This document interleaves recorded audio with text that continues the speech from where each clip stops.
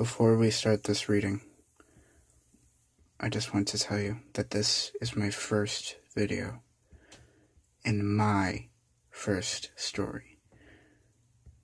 So to avoid any copyrights, every video I will tell you that it is by me.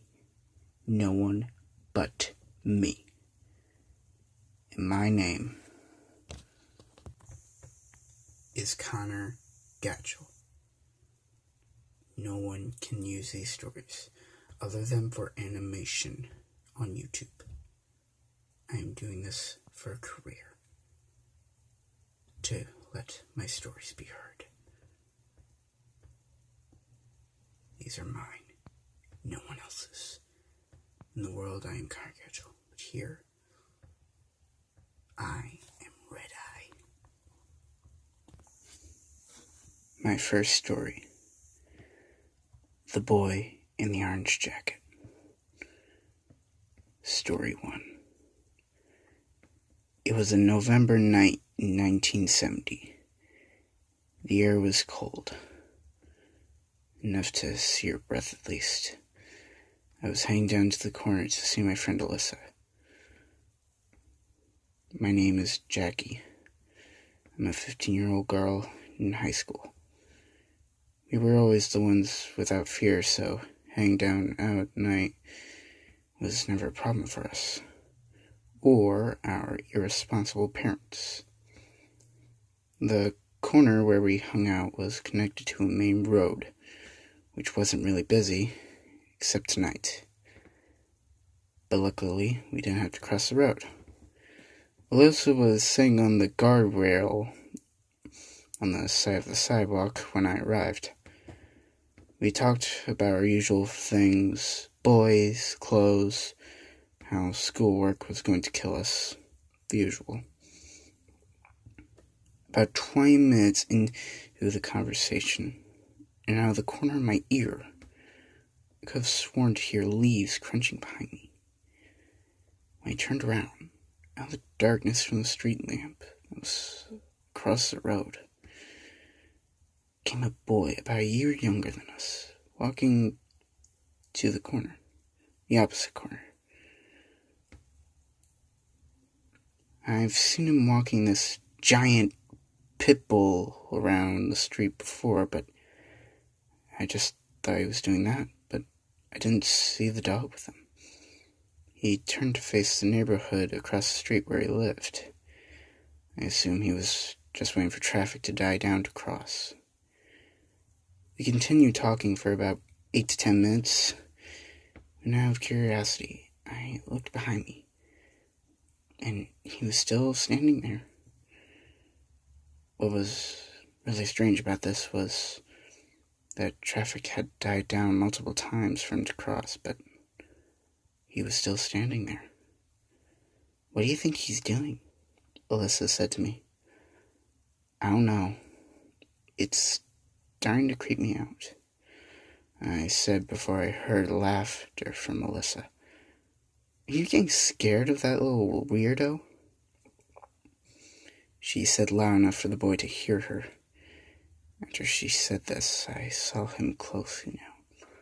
He was smiling a cartoon of a smile, nearly ear to ear. Sickening. And I heard a chuckle from his direction.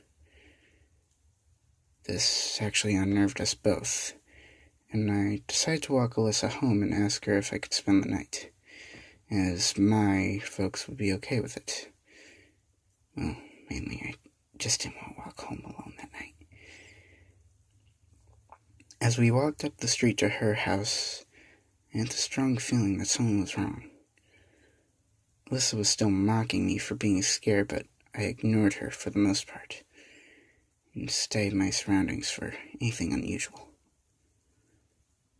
When I looked behind me for the first time is when my fears started to settle in.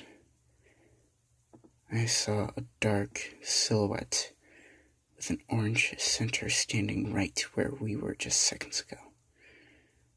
Alyssa saw it too, and nodded in agreement of what we should do. Not to be suspicious or anything, but we decided to walk up the street faster. We were about 100 feet from her house now, and I turned around one last time to see if he was still there, and my heart stopped as I saw the boy moving at alarming speed towards us. We ran as fast as we could, but as my mind was racing, I realized something. He wasn't running.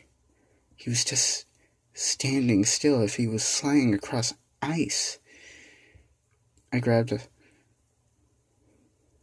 Alyssa's arm because I was able to run faster.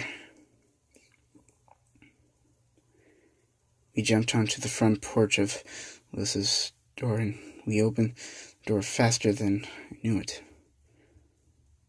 We fell inside, and the light blinded me. When I came to, I was relieved that we were in the house. Me and Alyssa were trying to comprehend what we just saw. When we looked outside to see if he was out there, we're in the doorway about to strike. We were shocked to see him nowhere at all. He was gone. Nowhere in sight. Not down the road, and it was impossible.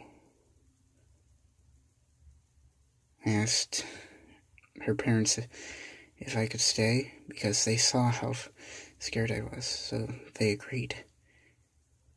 The next morning, I got myself together and walked home in broad daylight. On the way, I noticed the newspaper on the sidewalk, picked it up, and read the heading. It chilled me to the core. Boy found dead in dumpster. I swallowed hard. I was shocked to see it when I realized the day of death. 4 days ago. There was a photo of the victim next to the article. My God, I said. It was impossible. It was the boy in the orange jacket.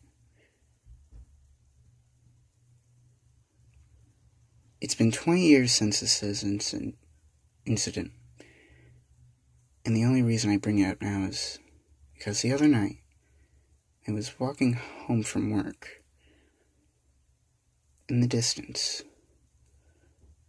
from the darkness, emerged a bright orange jacket.